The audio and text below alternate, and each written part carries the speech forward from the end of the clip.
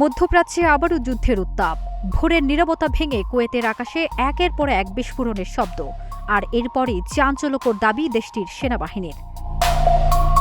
Kuwait বলছে তাদের আকাশ প্রতিরক্ষা ব্যবস্থা সফলভাবে শত্রুপক্ষের ক্ষেপণাস্ত্র ও ড্রোন প্রতিহত করেছে। ২৮ মে সকালে দেয়া এক বিবৃতিতে সেনাবাহিনী জানায়, আকাশে শোনা বিস্ফোরণের শব্দ আসলে প্রতিরক্ষা ব্যবস্থার পাল্টা হামলার ফল। তবে এসব হামলা কোথা থেকে চালানো হয়েছে সে বিষয়ে স্পষ্ট কিছু জানানো হয়নি। এরই মধ্যে নতুন করে উত্তেজনা ছড়িয়েছে ইরান ও যুক্তরাষ্ট্রের পাল্টাপাল্টি হামলার ঘটনায়।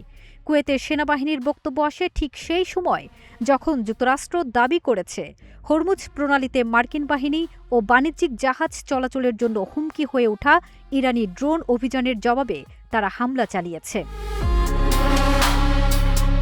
অন্যদিকে ইরান ও মার্কিন হামলার বিষয়টি নিশ্চিত করেছে তেহরানের দাবি, স্থানীয় সময় ভোর ৪টা ৫০ তারা একটি মার্কিন বিমান ঘাঁটিতে লক্ষ্য করে পাল্টা হামলা চালায়। এর আগে বন্দর আব্বাস বিমানবন্দরের কাছেও মার্কিন হামলার অভিযোগ তোলে ইরান।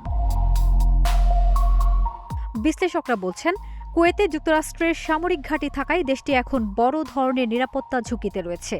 যদিও কুয়েত সরাসরি ইরানের নাম উল্লেখ করেনি, তবুও পুরো উপসাগরীয় অঞ্চল জুড়ে নতুন করে যুদ্ধের আশঙ্কা বাড়ছে। গত এপ্রিলের যুদ্ধবিরতির পর পরিস্থিতি কিছুটা শান্ত হলেও ইরাক থেকে সৌদি আরব ও কুয়েতমুখী ড্রোন হামলার ঘটনা বারবার উদ্বেগ তৈরি করছে। ফলে মধ্যপ্রাচ্যে আবারও বড় সংঘাতের শঙ্কা দেখছেন অনেকে। ফারজানা নিকিতা, নাগরিক প্রতিদিন।